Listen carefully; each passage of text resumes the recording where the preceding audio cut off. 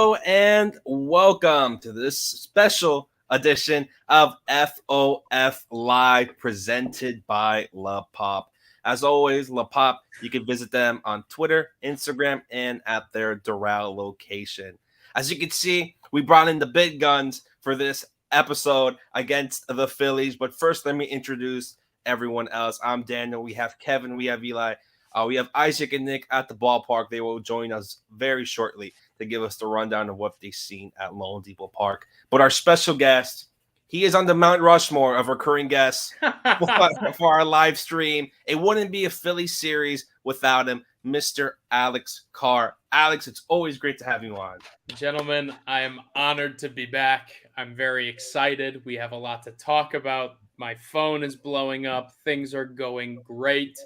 I'm very excited. This is going to be fun. We're going to have a lot of live reaction stuff, which is going to be really cool. Yeah, it's going to be a crazy one with these two teams going at it.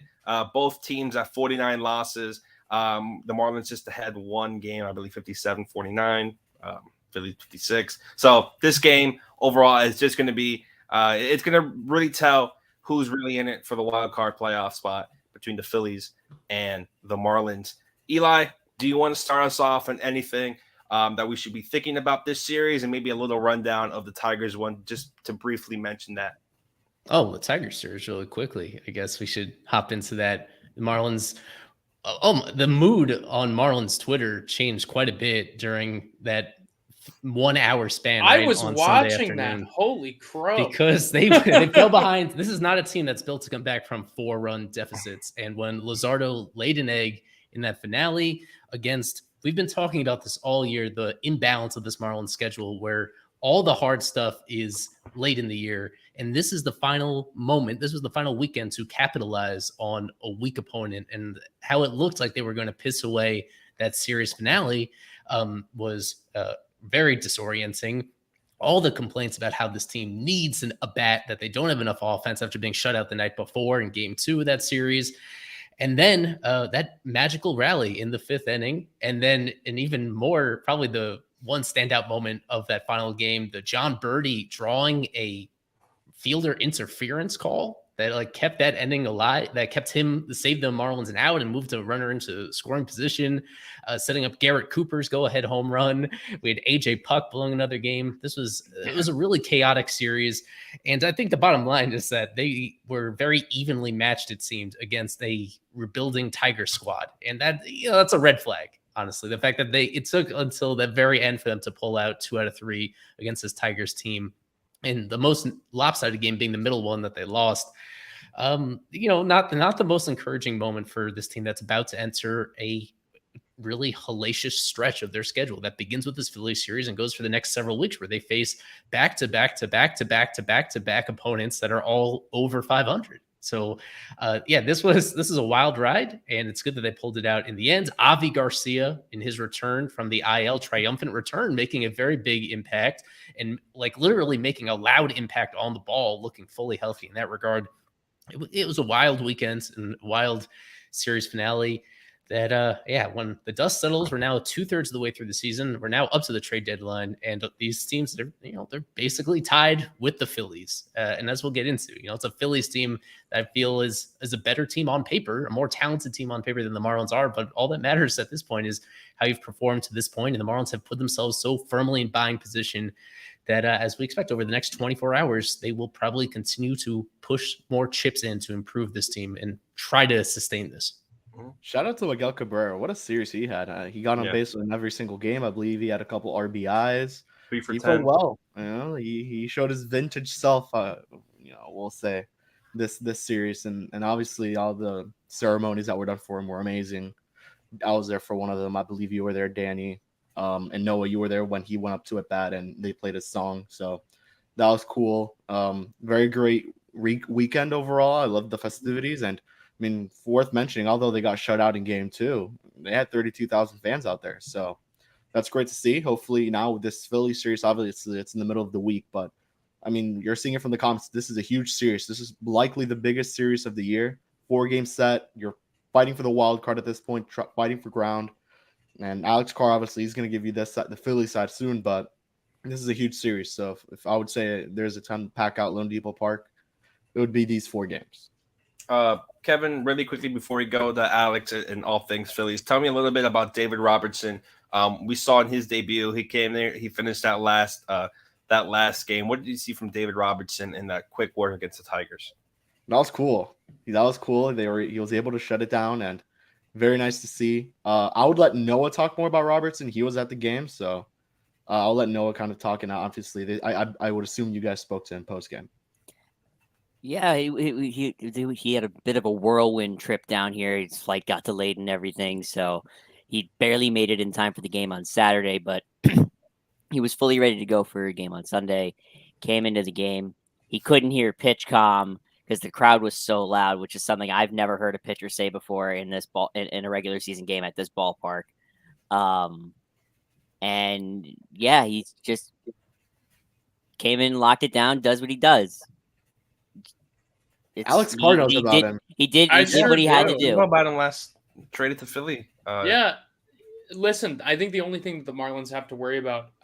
Listen, I like this move for the Marlins in the short term. In the long term, I hate it. But what are you going to do? You got to capitalize when you capitalize. I think that the only thing that Marlins fans have to worry about is his workload. The Phillies pushed him a lot last year. They asked a lot of him down the stretch, and he started showing some cracks a little bit towards the end of the season. I don't know what that means for this year. Hopefully he has really, is going to continue the success that he's found in New York and that he found in Chicago. But he is 38 years old, 39. He's getting up there, and I'm really not sure how that will play down the stretch. It might not play at all, but that is what kind of makes this move outside of the return cost, which I was shocked when it was so dumped on by Mets fans at first. Now I think things have evened out a little bit, but I mean, Vargas is a premium prospect. That is a really steep price to pay. So I'm really interested to see how this works out for Miami. Hey, that's really nice. Great. But I'm really interested to see how this works out for Miami in the short term. I think it's risky, but I also think, he's been one of the best relievers in baseball this season. You can't really ignore that. So we'll see. He was the best reliever on the market. I mean, unless Josh Hader would have been traded. He's the best reliever on the market. Yeah. I'd say, he's in the conversation. Yeah, another guy that just got traded, Paul Sewald, is somebody I was pretty high on. Good. And that's somebody that had an extra year of control. When I was looking at, we knew that the Marlins were going to go after specifically right-handed relievers that could handle high leverage situations. And I knew they were willing to give up prospects of the Marco Vargas caliber to get them. I just thought it would be for somebody that has some control beyond this year. Or maybe like a Hader or somebody like that. I thought that would be the way that they go. But yeah, it's steep. It's steep. It is steep. Yeah, but this is a team that we're so used to prospect hugging. This is the one year where they're kind of like pushing that aside and just going for it, just making these moves, addressing a very particular area of need. And even though, the numbers, like you see this play out, that these are the type of trades that could be very regrettable in hindsight.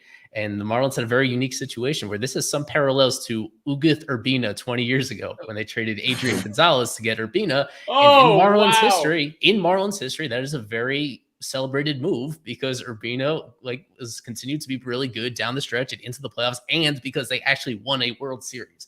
When you win a World Series, you don't apologize for anything and you don't worry about the value that you exchange.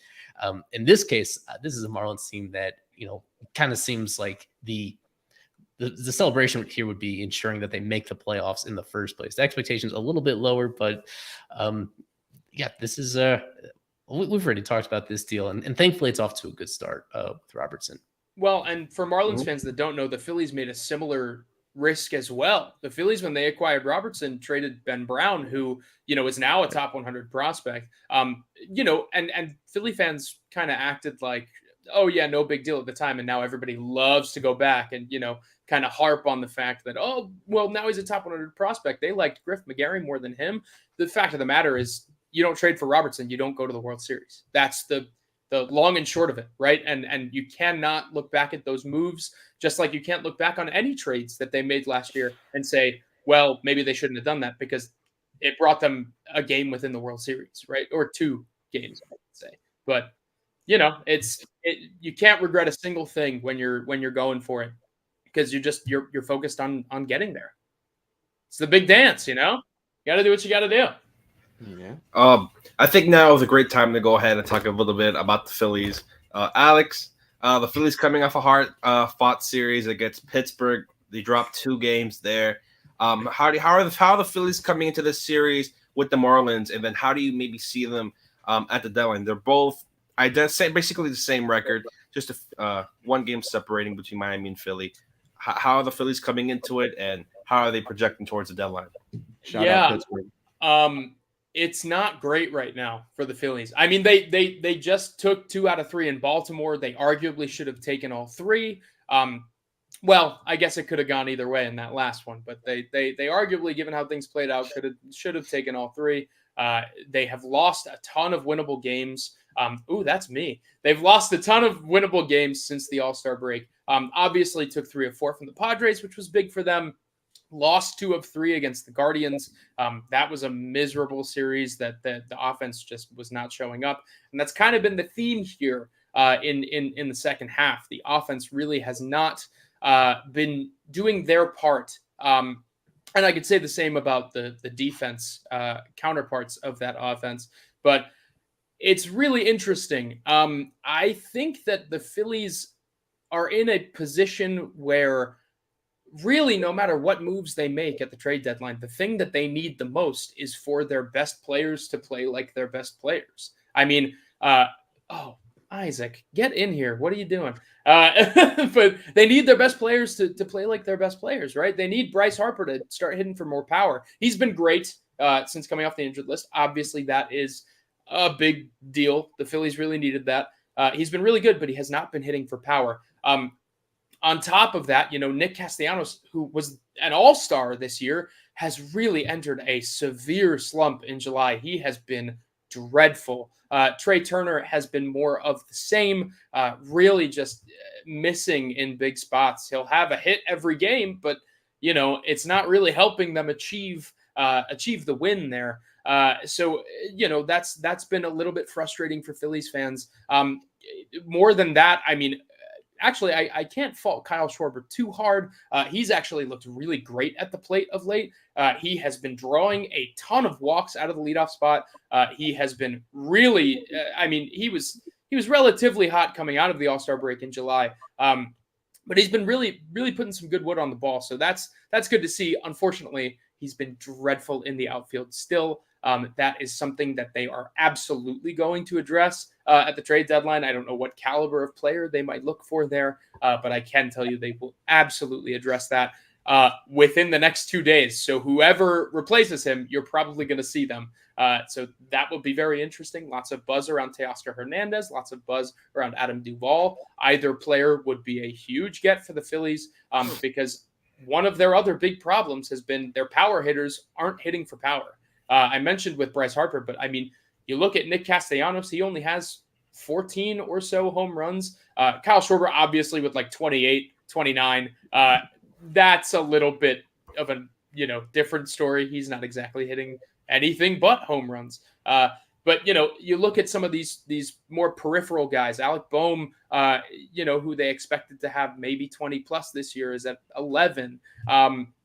Bryson Stott's hit quite a few, but he's not exactly a guy that you look to hit for power. He's more one of your slap hitters. He's the Luis Ariz, if you will, of the Phillies lineup. They really have not gotten what they need in terms of thump from this Phillies lineup, especially after losing Rhys Hoskins at the start of the season.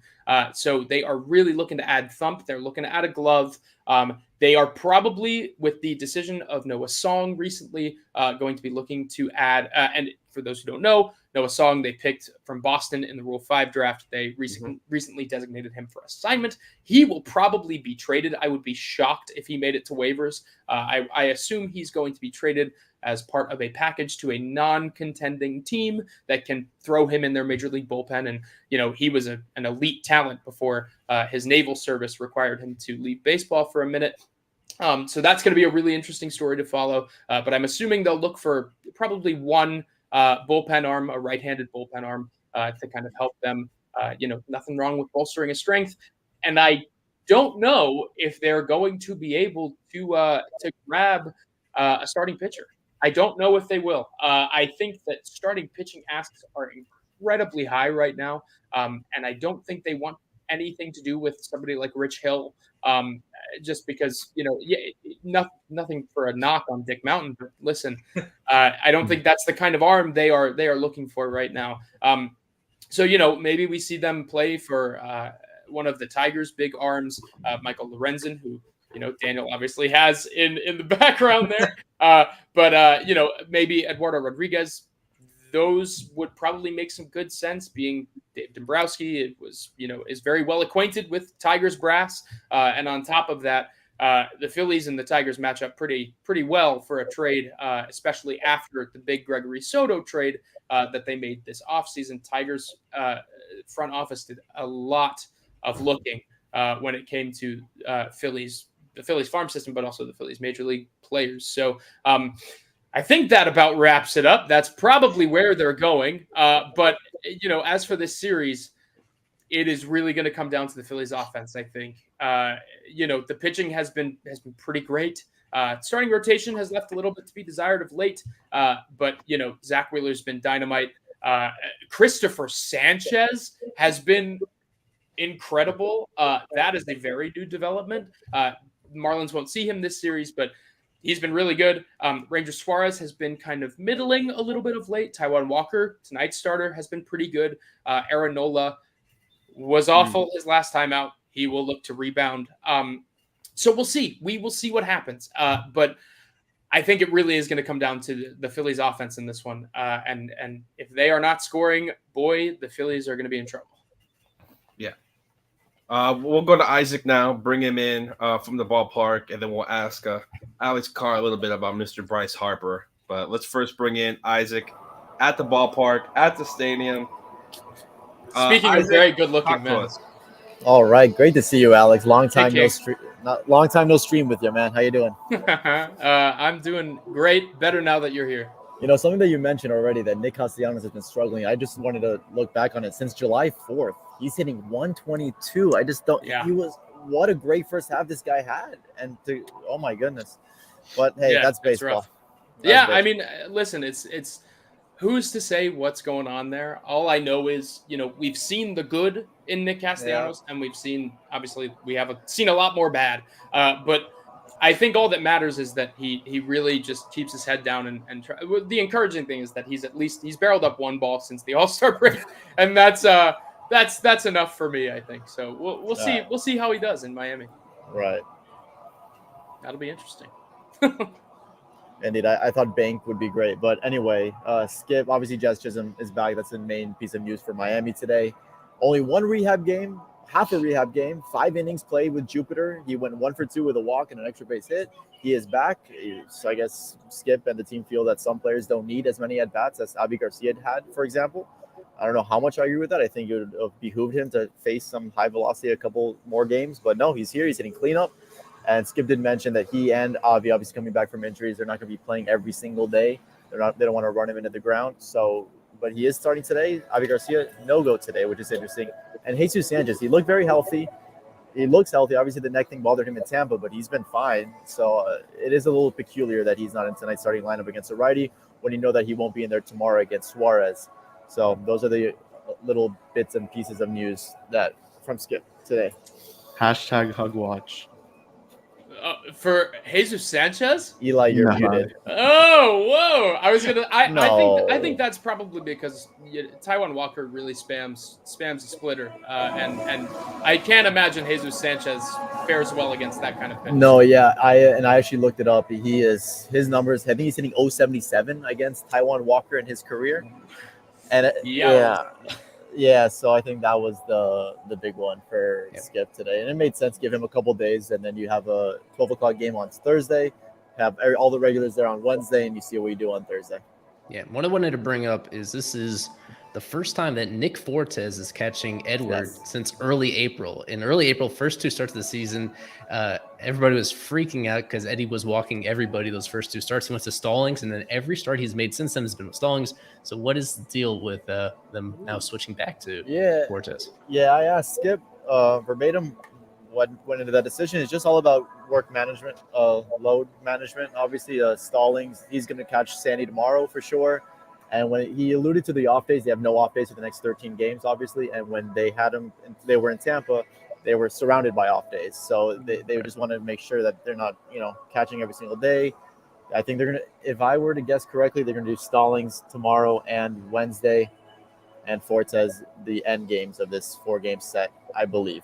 But the lineup does look good with Fortes batting 9th, in my opinion, today. But we shall see how Edward fares. If I remember correctly, that was the game against the Mets that Cabrera pitched to Fortes, and he could not get out of. I think he walked 7 guys or something. So we'll see how that goes. But Cabrera, like Eli mentioned, at home he's a whole different pitcher. It's absolutely incredible how big his splits are compared to. He can't lose at home and he can't win on the road. It's a little worrisome. I will just say one thing with that recent trade of Paul Sewald. That opens the door with Josh Rojas going the other way to the Mariners. They now have too many guys at third base. Yes. Yeah. So for a possible Eugenio Suarez deal. Right. I can share now that is something I have heard by a couple of different people that the Marlins are looking at Eugenio Suarez, and they were looking at Alex Kirilloff, but he just went on the IL, so that is no longer an option. But they are looking at Suarez, and we were talking about it. But to me, Candelario makes more sense in this particular situation. But yeah, you're right, Noah. That is definitely something to keep in mind. I like that idea for them. I really do. I think that's. I think, and this might just be me. I mentioned when I was watching last week. I think I popped in to watch a stream. I mentioned Gleyber Torres too. Yeah. I think both of those additions would be really, really smart for the Marlins here. I think Gleyber, especially, I was really surprised by the pushback I was seeing on a Gleyber deal. I feel like he does not strike out and he walks, and I feel like that is something that the Marlins could really use. So that feels like he's got a pretty good idea of the strike zone, and I think that being out of New York. Not that this is a huge issue, but I think getting out of New York would be really helpful for him, especially, to be in a city like Miami. I think I think he'd really like it there. I think that would be a really smart move. I'm so surprised by that. I'm so surprised by that pushback. But I don't get it, because if you're watching the Yankees, he's been their best hitter all year long. It's sort of like Starlin Castro's season with the Yankees. Like, he's just been their most consistent hitter this year. This I do understand. I do admire the idea of the Marlins building a team of entirely second basemen. But right. No, it makes sense to me. I don't see why he shouldn't play over somebody like Joey Wendell. Not to slight Joey Wendell. I just and it's not like they can't coexist. All these guys, John Birdie is versatile. Joey Wendell is versatile, right? Like, so John Birdie is versatile, and hit innings as hot can be lately. Yeah, he's that's why crushing. that's why he's playing left field in the lineup almost every day now. I mean, Yeah. they're gonna ride the hot hand, and he's been the hot guy as of late. Yeah. So The thing with Gleyber is that it is going to be a steep price for him. Like I just mentioned, how good he's been for New York, and what was reported was that they want 2 of the Marlins starting pitchers in Garrett Cabrera, in addition to 2 prospects. So What? It seems a little steep. Yeah. That doesn't make any sense. It was a No, it New doesn't. Jersey based. It was a New Jersey based. It's New York media. report, What do you expect? Right? I think a fair one Wow. would be one of those starting pitchers and a couple of prospects for Gleyber. But then I would think the Yankees would throw something else in, maybe a reliever. I don't know. I think a fair one would just be one of those starting pitchers. I feel Right. like that doesn't make any. I don't know. Who am I to say? But Yeah, this is a very big game for Cabrera for a myriad of reasons. I think he could be on the block, from what I understand. I think it's possible. with Suarez, you're gonna rely a lot more on the power, I would say, when it comes with his bat, and just obviously you look at stats, and I think that's when Isaac and I were talking the other day about it, and we are like, that's why we kind of want Candelario. He has more bat to ball. I believe gets on base more than Eugenio. I think the only plus with Suarez would be that he has more control. In this case, he has a club option in 2025 and 9.4 AAV, so million AAV. So, and I think they would both be really equal in terms of prospect cost because what Jeimer Candelario kind of lacks in control, he makes up for in way better performance this year, and what Eugenio lacks in way better performance this year, he makes up for in way more power and way more control. And I feel like that is something that the Marlins could probably benefit from. Yeah, what I would heard, what I heard from our boy Danny Alvarez is that Candelario works out in the offseason with the Rise and with Segura, a couple of Marlins that he works out with in the offseason. Yeah, that is a reason why maybe they would be. And I don't think it's impossible for them to re-sign Candelario either. He was non-tendered just this offseason. I don't think it's, out of the realm of possibilities that they could re-sign him to even just a 1-year extension. And when the Marlins inevitably lose 85 games next year, flip him for more prospects. So I see that as a realistic situation. Isaac, wow. You just made Alex Card's mouth drop, man. My Marlins losing 85 games next year?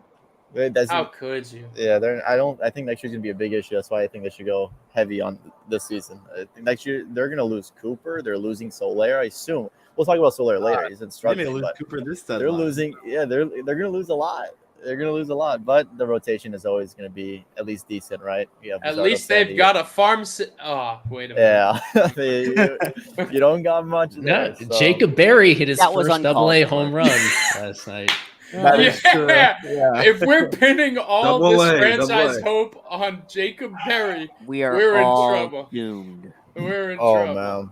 I went on Baseball Reference today. I'm like, let me check out Jacob Berry's been doing at AA. So you see the Wahoos post all his highlights. I'm like, he must be doing decent at least. It's like hitting 200 with like a 5-something OPS. The Wahoos social team is very, very, very good at focusing just on the good and hyping up everything. They are one of the best social teams. To be fair, that is every minor league team. Every minor league team only focuses on the good, and as they should. Brewers getting Mark Canha. That's a good get. I love the Brewers, man. They always. How about those Mets? So shrewd. Another one bites. The Mets selling. What happened? A year after winning 100 games. I was hoping the Mets would give Marlins back their farmhand in Mark Canha, but maybe another year. Mark Canha would have been nice. That was a name that was thrown out there. I just think that Miami needs to target left-handed bats with in every way. I don't think they're looking for right-handed bats at all. That's why when people mention Teoscar Hernandez, I don't see the fit. Corner outfield right-handed bats, we're good.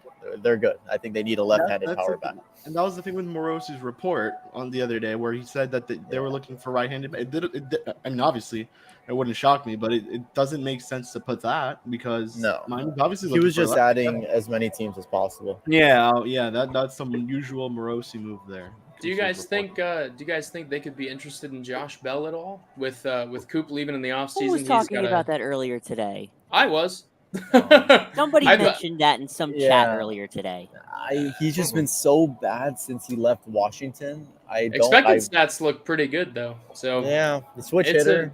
And he's not a bad defender. I think he's got like sub 1 defensive run saved. So it's not great, but it's not bad. And they could just DH him if they wanted to. Yeah. I'm not sure. I don't know if they like Yuli Gurriel starting every single day. Oh, and I don't know what they're gonna do. I with wouldn't.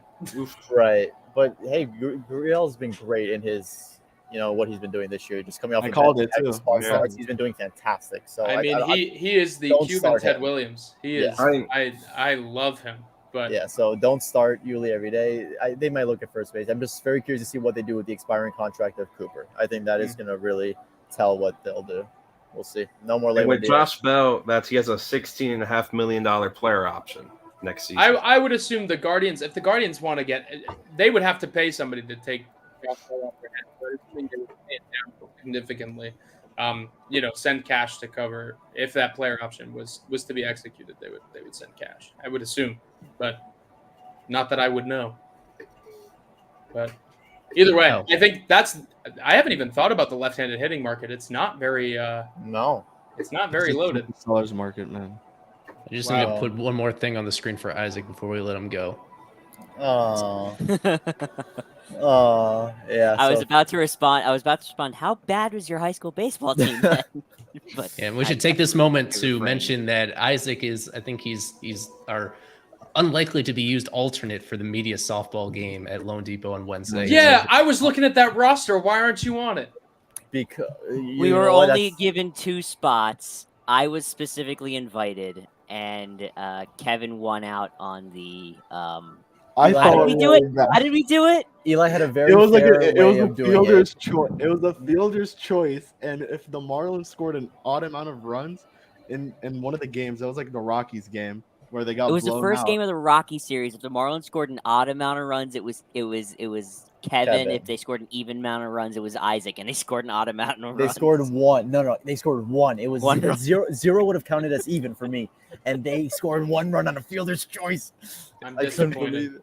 No, you have no idea. Halfway through, and I'm the only one here that can swing a bat, and it's still not me. Hey! But it's okay. It's okay. Whatever. I've been training. Yeah, the odds makers are favoring the other team in this. They're on the Caliente red team, but it seems that the blue team is a little bit deeper talent-wise and experience-wise. You've got new shoes for this. Like, come on. Is Mish playing? Yeah, yes, he is. He's on Miami that's Blue. Sick. You want to pull up the teams? Is Hayes playing? No. Oh, I would have gone prospect. I would have gone for whatever team Hayes was on. Hayes was. He's the top prospect for Miami Blue. Hayes would have thrown a no-hitter, man. And you would have swung, Kevin. You would have swung at every pitch you threw. Probably, and I'll probably do that on Wednesday. Anything else, Isaac, before you go? No, it's pivotal series. This reminds me of that 7-game series in 2020 with Philadelphia. Remember that, Alex? That made or broke. That broke the Phillies season and that allowed Why are Miami we talking about that? It just reminds me of that. Well, wasn't it? Was that the same series that Sixto debuted or Sixto threw a complete 7-inning game? Yeah. Oh man. Justin I remember that. And that was the year that I thought Alec Boehm was going to become the best player in baseball. What a great player that guy was that year. Still a chance. Hey, I think he's going to break out this series, unfortunately. And Trey Turner hitting 6. Has that been going on for a while?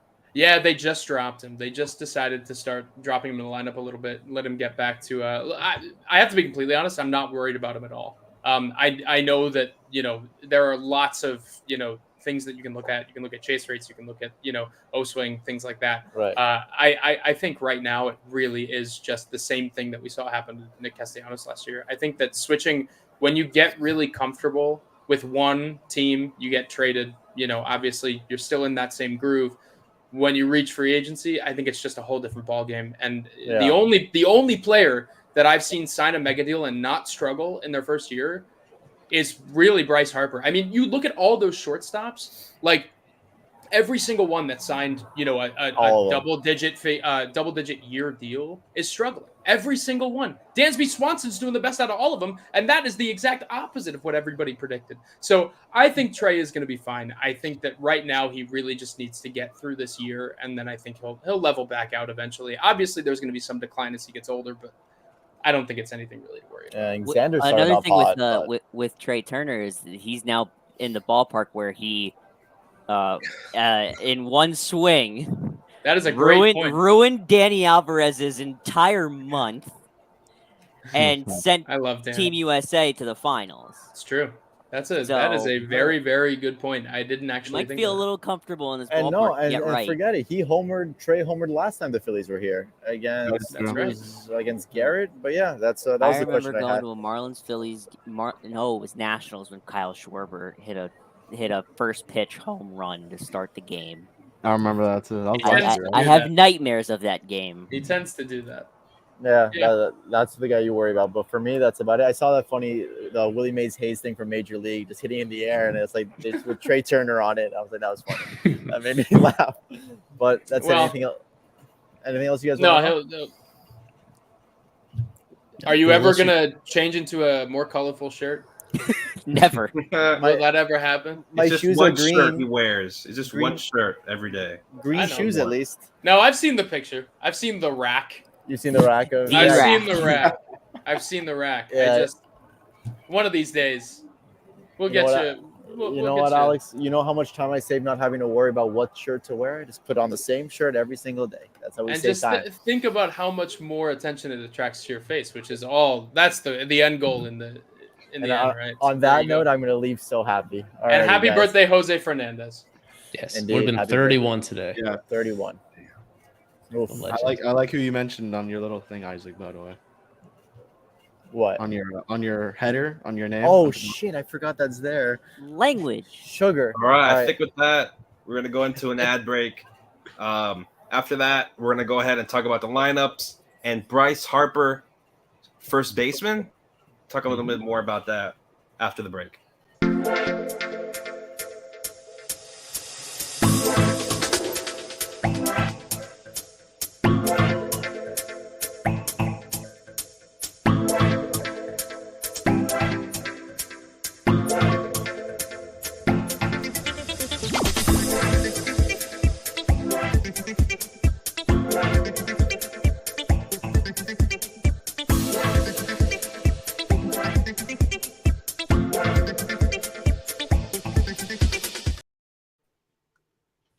All right, and we are back. This is FOF Live presented by La Pop. You can check them out again, Twitter, Instagram, and they're at the route location. We just finished up talking about some deadline stuff there with Isaac, even some black t-shirt talk, but I want to go ahead and talk to Alex Carr about Bryce Harper. I'm coming back from injury. I believe the last series against Miami, that's when he was taking reps at first base. Really ramping that up him at first base. How has that experiment been with Bryce Harper at first? And is he as good? Is he any good there defensively? Shockingly, he's been pretty great. I can't say great. He's been pretty good. Obviously some growing pains are going to come here. But he's only started there, I think 6 games now. Maybe 5. So, we haven't seen a huge sample size from him, but the instincts are really good. The instincts are good, and he is just, he's Bryce Harper. He's a gamer. He does whatever he can to help his team win. And he really had been working very, very hard at first base. And listen, if the alternative is Bryce Harper at first base or Kyle Schwarber in left field, I think you're picking Bryce Harper at first base every single time. And yes, and this catch, for those of you that didn't see it, I'd be shocked if you didn't.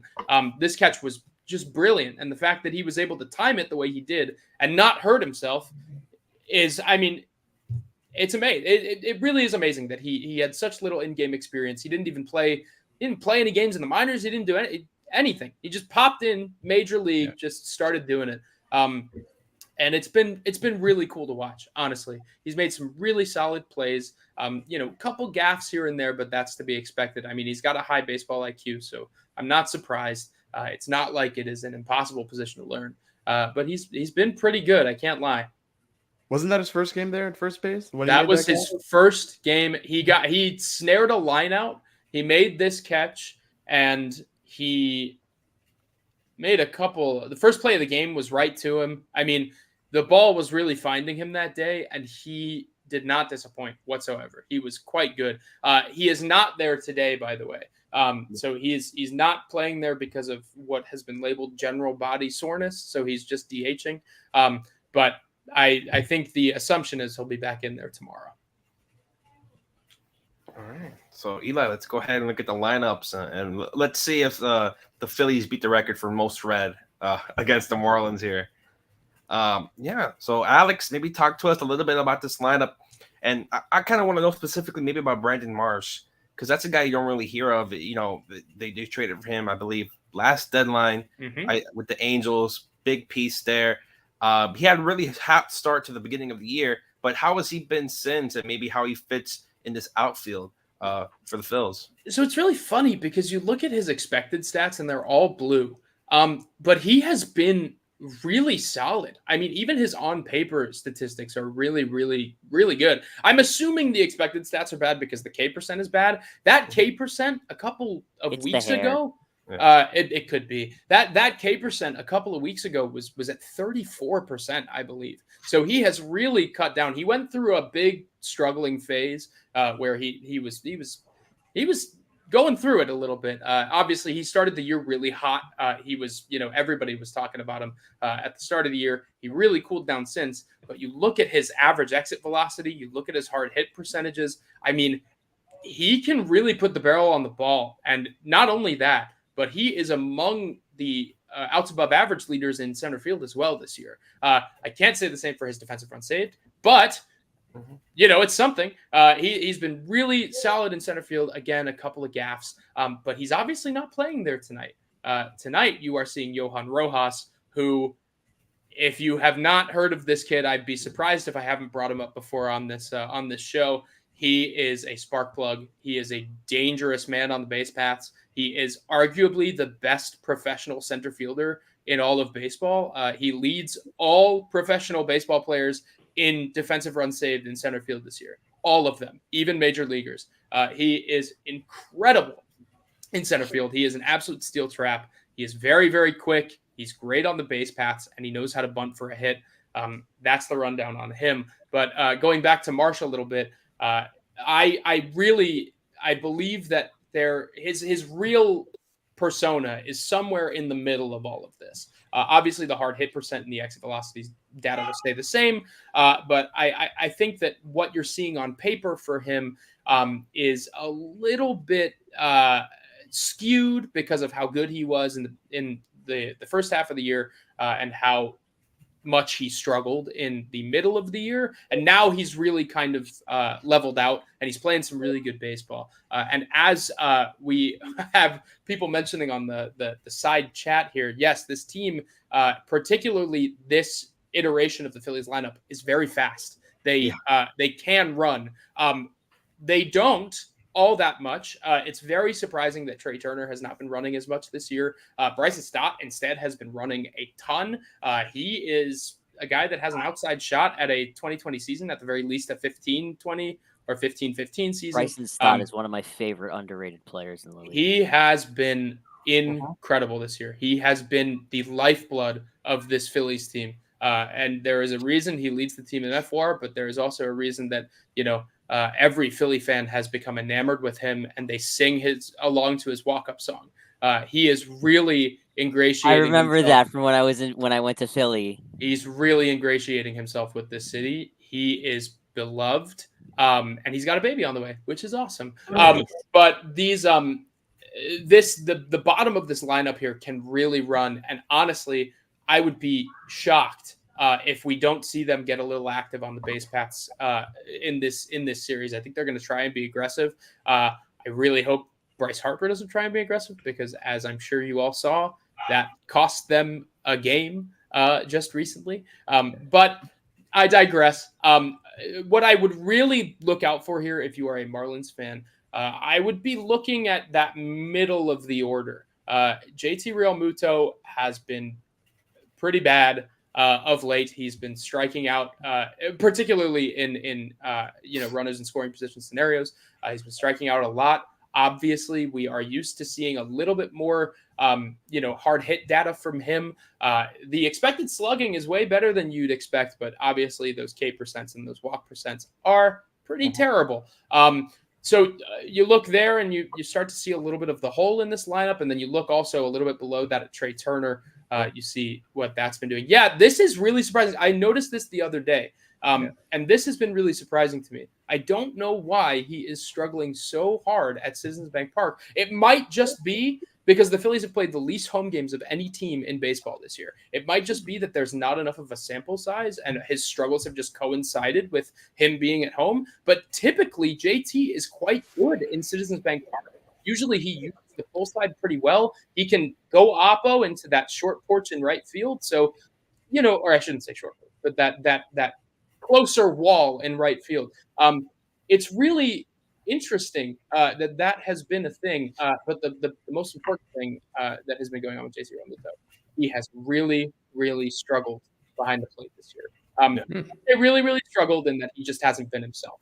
Obviously, we are used to very elite production from JT Realmuto behind the plate.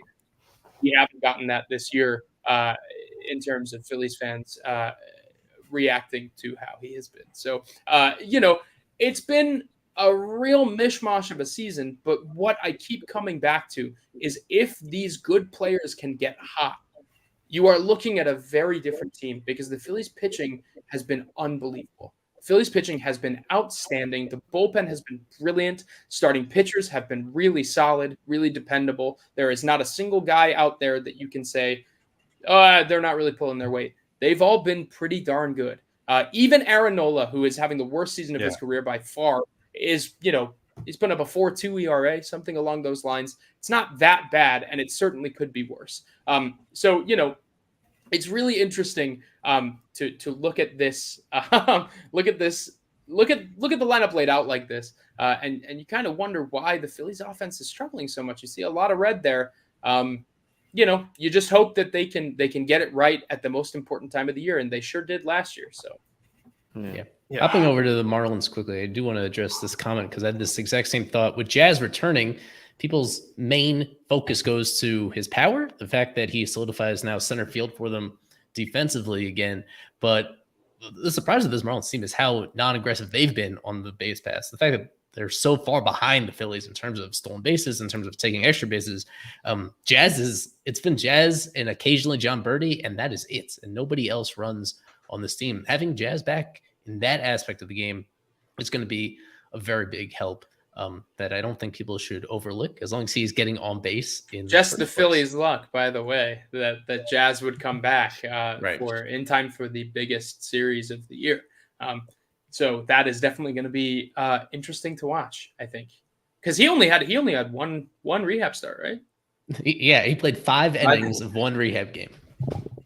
That for somebody as injury prone as Jazz, and obviously there are multiple reasons that he, kind of has been hurt along the years, but for somebody that gets hurt as much as him, I am a little nervous about that. And everybody knows I'm a closet Marlins fan, so I do have some skin in that game, and that I'd be lying if I said that didn't worry me a little bit.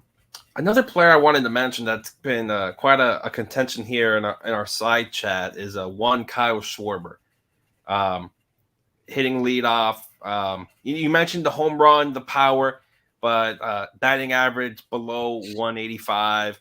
How has Schwarber been for this team? You mentioned his lack of a defensive skill set and, not wanting him in left field where he's starting tonight. Just, what is Schwarber bringing to this team, maybe besides the bombs? I mean, that's what he's here to do, right? That is really what he is here to do. He is here to get on base and to hit home runs, and that is really it. He is the Adam Dunn of this team, if you will. And listen, I think that what we are seeing out of Kyle Schwarber right now is probably as one percentile an outcome in terms of batting average as you'll see.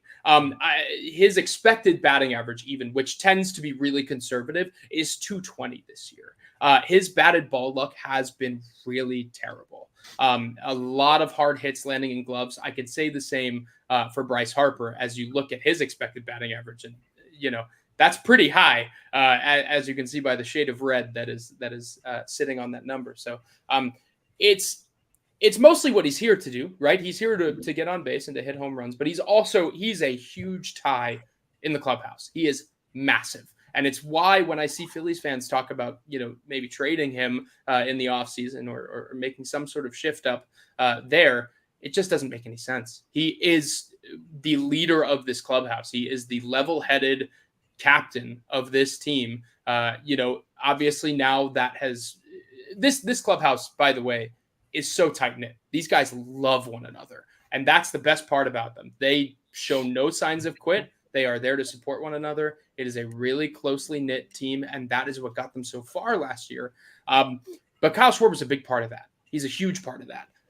And so even in the midst of these struggles, he's still nearly at 30 home runs. He still has the highest walk rate on the team, and he still comes through in scenarios where they need him to. So while the on paper statistics aren't very pleasing to the eye, a lot of what he does is more in that intangible level of things. So it's frustrating if you're a member of the old guard, but for us new guard heads, we are enjoying Kyle Schwarber's season just fine, I think. Yeah. I think we probably mentioned everything there with the lineups. What does it know? Can I talk Garrett about Stubbs? One sentence. Can I talk about Garrett Stubbs now? One sentence is all you get for Garrett Stubbs. Vibes. He's the king of vibes. Again, that is something that the Phillies are really going to have to think about in the offseason. Garrett Stubbs is becoming arbitration eligible. They have a really, really good backup catcher in Rafael Marchand waiting in AAA. What are they going to do? Because Garrett Stubbs is, a linchpin in this clubhouse. Everybody loves him. And whoever I would not be surprised if when Garrett Stubbs retires, hopefully many years down the line, I would not be surprised to see the Phillies bring him in some kind of role, and he starts a coaching career. He is just an unbelievable human being, and the way that he brings a team together is really incredible. There's a reason he narrated the Phillies World Series hype video last year. Man, it sucks he has a 53 WRC plus this year. Yeah, but he is a gritty man. Hey, we are running on vibes only here. We mentioned the lineups. We mentioned everything else. I think we have to mention the starting pitching matchups for tonight. It's gonna get a good one. Eddie Cabrera, I guess Taijuan Walker. We mentioned the deadline, so games 3, 4, those could potentially change in terms of starting pitchers, mostly on the Miami side there. But Alex, with Taijuan Walker, this is a guy at the beginning of the year struggled a bit. I remember he had an 8 earned run game, 4 or 5 around there, but has really been solid for the Phils. You could say even for this season, probably their second best pitcher besides Zach Wheeler. How has Taijuan been staying in the division and really ingratiating himself to this rotation? What's really interesting is that the Phillies have really messed with his pitch mix this year. And that, I think, is the reason that you saw so much growing pains in the start of the year for him. That may be a little bit of World Baseball Classic hangover, who's to say? But I think that, and I'm not going to be one of those guys that pins anything on that because I love the World Baseball Classic, so who cares? But I think that what we have seen from him of late has been consistency, has been the ability to, even when he gets into trouble, he can get out of it. He can navigate his way through. And he has just been steady. And what I love, wow. The Cubs. Oh, yeah. The Cubs. All right. Ladies and gentlemen, welcome to Eugenio Suarez season. We can talk about that for a bit. I think we got to hop in because that was a player that was very perfectly suited for what the Marlins need right now. Isaac is in shock. Yeah. No. Wow. To a team that most people believed just a week or two ago we're going to be sellers. Now they're an 8-game winning streak. Cody Bellinger off the market. Marcus Stroman now off the market. All those guys off the market. The Cubs are now in it. They're telling their fan base, they're telling the rest of Major League Baseball that they're not sellers. You can hold back on the offers. Miami was interested in Cody Bellinger, not happening. But Candelario, who Alex Carr mentioned previously, he talked about him right before our break. Candelario to the Cubs. Yeah, I mean, one thing we haven't mentioned, one player we haven't mentioned that Alex is very familiar with is Gene Segura being trusted as the everyday Marlins third baseman this year, and has not worked out. And that is why the Marlins identified that position, third base, as one area that they really could use an upgrade the rest of the season and shift Segura into a more limited role. And Candelario is the one third baseman that was on the market and wouldn't take a haul to acquire in the first place. And he's an improvement offensively, an improvement defensively, but so many teams in on him. And the Marlins just don't have a lot of prospect capital to use. So we will see exactly what the Cubs gave up to get him. The Marlins wanted him, but there's just so much competition for him. And that puts him in a really tricky spot in terms of how they can potentially now find another bat somewhere in their infield over the next 24 hours. Yeah. Tells you how fast baseball can change for They have Charles LeBlanc and Jordan Groshans. Is Candelario really much of an upgrade? Oh my god! All right, all right. Did Noah take over Isaac? Is Noah taking over Isaac? Hey, that's not me. That's Carver. Excuse me. Yeah, that is Carver. If you want me, I'll start talking about Matt Mervis. Man, just really quick, the Cubs and the Padres just got hot at the worst time for a team like the Marlins that really is going for it, but they just lack the sellable options that those teams have, and they like the farm system that those teams have. So you're really just put in a bind there. My goodness. Yeah, I didn't think they would have with Candelario, but it would have been nice. So now you're just down to what? Eugenio Suarez, really? Yeah. Tommy Pham, the best bat left in the market. Oh god. I don't know. I'd say Tommy Pham, Teoscar Hernandez, Adam Duvall. I think that based on what's really interesting is that that was a beautiful anthem. What's really interesting is that obviously the position player market is not strong in terms of talent, but also in terms of return. I mean, you look at what it cost to get the Brewers Mark Canha. You look at what it cost the Angels to get both C.J. Cron and Randall Grichuk. I mean, they have the worst farm system in Major League Baseball by far, and they traded their number 8 and number 29 prospect, right? So, and those are obviously pipeline rankings, and those are not great. Whoa! Trades! It's going crazy! This is... Who's it? It's AJ Pollock to the Giants. That's we don't need a big reaction to that one. AJ Pollock from 10 years ago. Yeah, that's put some respect on Mark Mathias' name. The Mariners are now selling? Question mark? I don't know what are they doing? Yo, we mentioned Teoscar, but what do you guys think? These can also go, to the Phillies, to the Marlins. About Ty France? Yes, that's what I think. He will cost you a lot. He's an interesting name there. He will cost you a lot, and he's also. I mean, I know he's a righty bat. I also think even with Eugenio. Well, I am a big fan of Ty Francis. I think that he is just he's a very sound hitter. I think that I haven't really looked deep into it, but as far as expected metrics, I'm sure he is overperforming his metrics on paper. Or vice versa, I mean, by that. But I also think this increases Miami's perhaps, their drive to get somebody like Josh Bell, their drive to get somebody like, just somebody like that. Who's to say? But I do think Ty France does make sense. If they are looking for that third base upgrade, he's not great over there, but I mean, he's a better bat than what they have right now. Yeah. So with Candelario, it was mentioning, I believe, 8 teams were suitors for him, and the Nationals had to have picked the best price among that, the best bat. Is this something where you see a top 5 guy go over to the Nationals? Could we see a guy like Pete Crow Armstrong go to the Nationals or so? No, I don't think so. I mean, he also just got promoted today. I think Matt Mervis or Mervis, Brendan Davis, possibly. Ooh. Matt Mervis would be interesting. Matt Mervis would be a great fit. They need a first baseman, so he would probably be able to play with the big league team right away. Now you got to Ben go Brown all in get for traded Glaber. 2 deadlines in a row. Either No, Glaber, No, you don't go all in for Glaber. You go all in for Glaber, dude. That lengthens the disagree. lineup. No, you go all in for Glaber. That lengthens the lineup. Disagree. He could also, I mean, he doesn't have the worst arm in the world. Maybe they give him a crack at third, you think? Or did they just move Arias off second?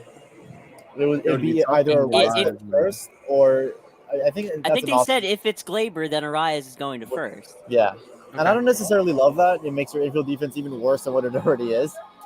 But I don't know. Glaber's not Arias bad. has been really good, and Glaber. Exactly. Arias will probably be a Gold Glove finalist. Glaber is If Arias sticks at second, he could be a Gold Glove finalist. Glaber is one of the worst middle infielders in baseball defensively. Is he though? Michael Garcia. Okay. Oh, Michael Garcia. What? I got that guy, the former there's Philly. news about the wrong stuff. No. Michael Garcia is the from the Royals. From the Royals. Right, Royals. but The Royals. Who am I thinking of? You think of Franco? Franco. Michael Franco. What in the world? I was like, Also a former Royal, but yeah. yeah, Oh, that's why I man. got confused.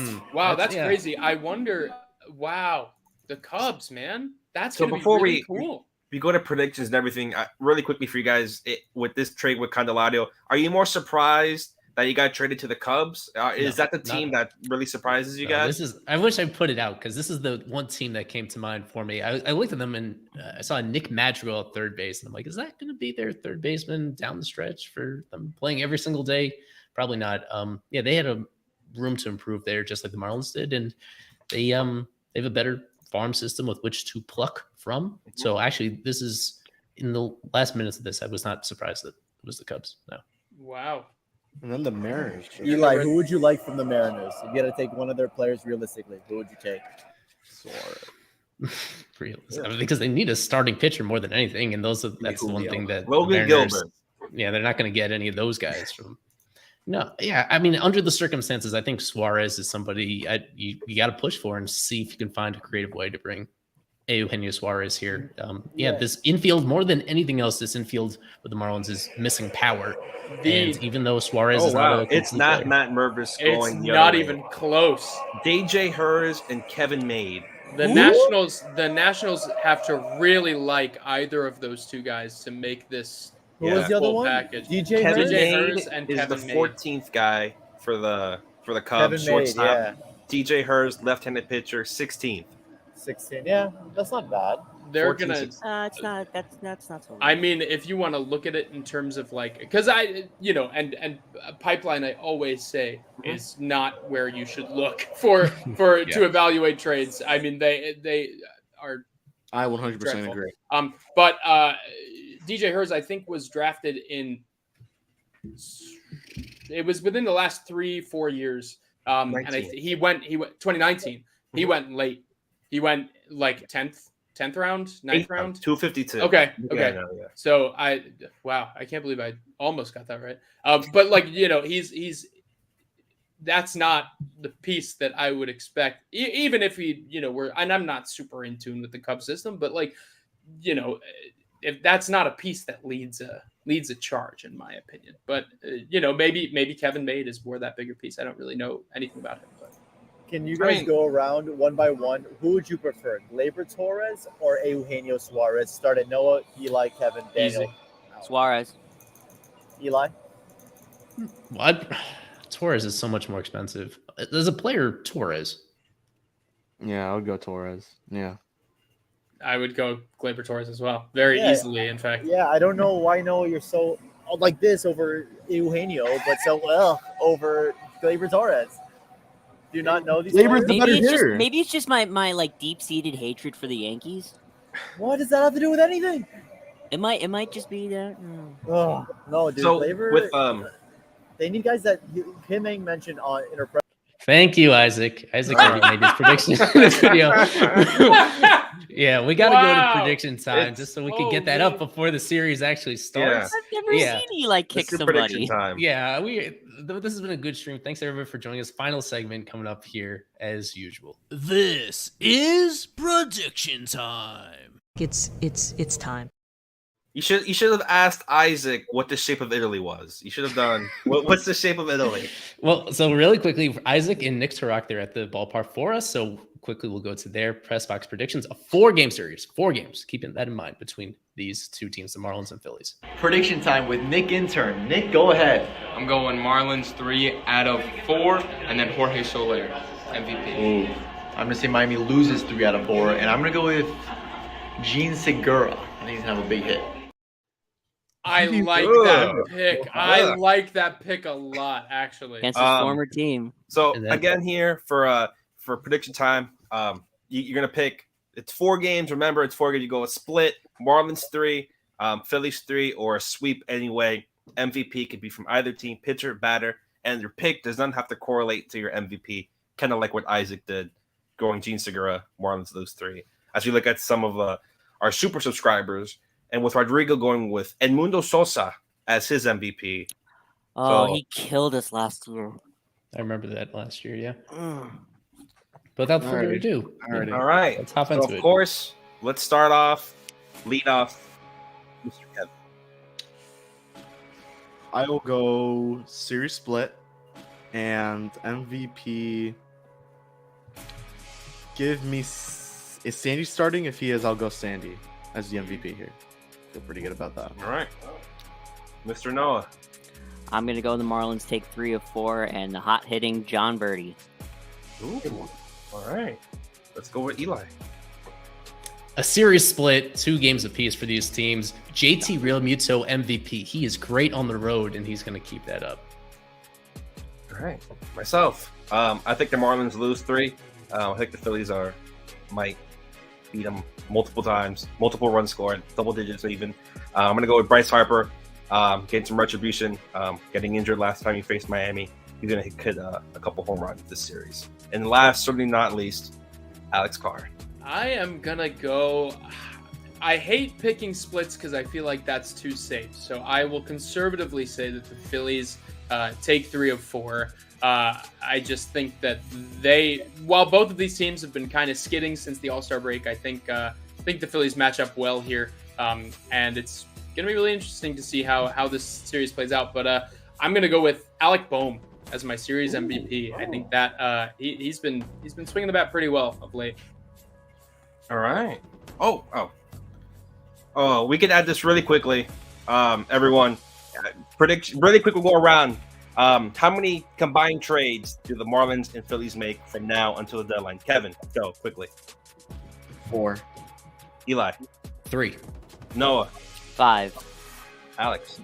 I'm gonna say 6 because I think the Phillies are gonna revamp their whole bench, and I think that is probably something that I got 4. They're looking at 3 Phillies, 1 Marlins, and that's gonna do it for this gigantic trade deadline episode where we broke news. We broke the AJ Pollock super news everyone was craving for, and then some Candelario guy. But as always, I want to thank our guest Alex Carr for being here. One of the best, if not the best, guest we have. I love doing it. I love hanging out with you guys. It's always a blast. Thank you, Alex. Of course. So for myself, for Kevin, for Eli, Noah, for Nick, and for Isaac at the ballpark, this has been FOF Live presented by La Pop.